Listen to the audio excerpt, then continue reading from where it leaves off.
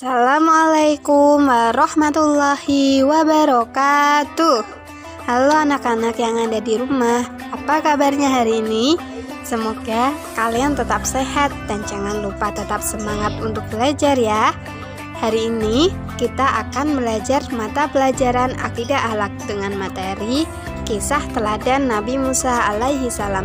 Sekarang, Bu Guru akan menceritakan tentang kisah teladan Nabi Musa alaihi salam. Anak-anak yang ada di rumah, simak ceritanya baik-baik ya. Nabi Musa alaihi salam lahir di negeri Mesir. Saat itu, Mesir diperintah oleh seorang raja yang bernama Fir'aun. Fir'aun dikenal sebagai penguasa yang kejam dan ditakuti.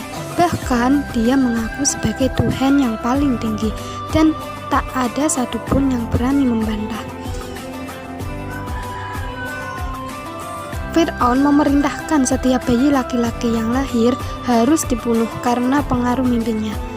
Suatu ketika, ibu Nabi Musa Yukabad lantas merahasiakan kehamilannya dari prajurit kerajaan.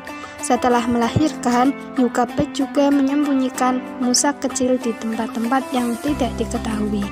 Hingga suatu hari, Allah memerintahkan Yukabad untuk memasukkan Nabi Musa yang masih bayi ke dalam peti dan menghanyutkannya ke sungai Nil. Allah Subhanahu wa Ta'ala berjanji bakal mengembalikan Nabi Musa dan mengangkatnya menjadi seorang rasul. Peti tersebut ditemukan oleh istri Fir'aun. Mengetahui hal itu, Raja Fir'aun seketika memerintahnya untuk membunuhnya. Tetapi istri Fir'aun yang sudah terlanjur menaruh simpati dan sayang terhadap bayi yang lucu dan manis itu menolak dan mengabaikan perintah tersebut. Nabi Musa yang masih bayi akhirnya menjadi anak angkat Fir'aun sendiri. Tetapi bayi tersebut tidak bisa disusui oleh siapapun, sehingga dengan kehendak Allah Subhanahu wa Ta'ala akhirnya kembali kepada ibunya sendiri karena hanya dia yang bisa menyusuinya. Nabi Musa alaihi salam tumbuh sebagai sosok yang cerdas dan akal yang sempurna. Dia merantau meninggalkan Mesir menuju Madian. Di sana, dia bertemu dengan Nabi Syu'aib alaihi salam dan menikah dengan salah satu anaknya. Setelah 10 tahun di negeri Madian, Nabi Musa alaihi salam beserta istrinya meminta izin kepada Nabi Syu'aib untuk kembali ke Mesir. Kedatangan Nabi Musa alaihi salam ke Mesir ditemani oleh saudaranya Nabi Harun alaihi salam untuk menemui Raja Fir'aun. Nabi Musa datang kepada Fir'aun dengan mukjizat sebagai bukti kenabian. Tetapi Fir'aun tidak menerima ajakan Nabi Musa alaihi salam, bahkan menuduh mereka adalah tukang sihir.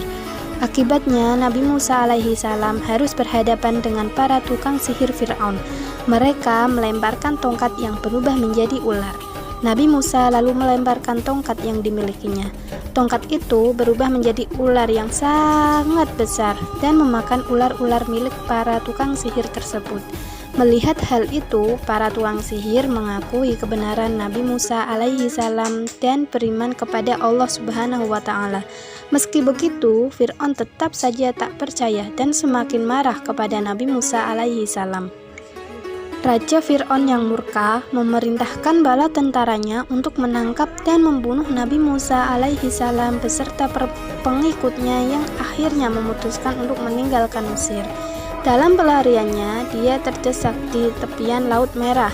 Namun Allah Subhanahu wa Ta'ala memberikan wahyu kepada Nabi Musa alaihi salam untuk memukulkan tongkatnya ke permukaan air yang secara tiba-tiba membelah lautan menjadi dua bagian.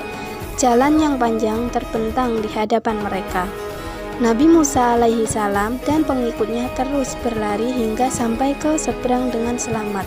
Di kejauhan, Fir'aun dan bala tentaranya terus mengejar.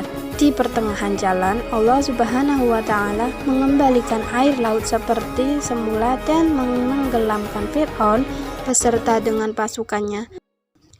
Nah, itu tadi kisah tentang perjuangan Nabi Musa alaihi salam dalam memperkenalkan agama Islam di kalangan Bani Israel. Alhamdulillah, pembelajaran kita pada hari ini sudah selesai. Ingat ya, kita ini harus menjadi seorang yang pemberani dan mampu berkata yang benar walaupun itu terasa pahit. Sekian dulu dari Bu Guru. Wassalamualaikum warahmatullahi wabarakatuh.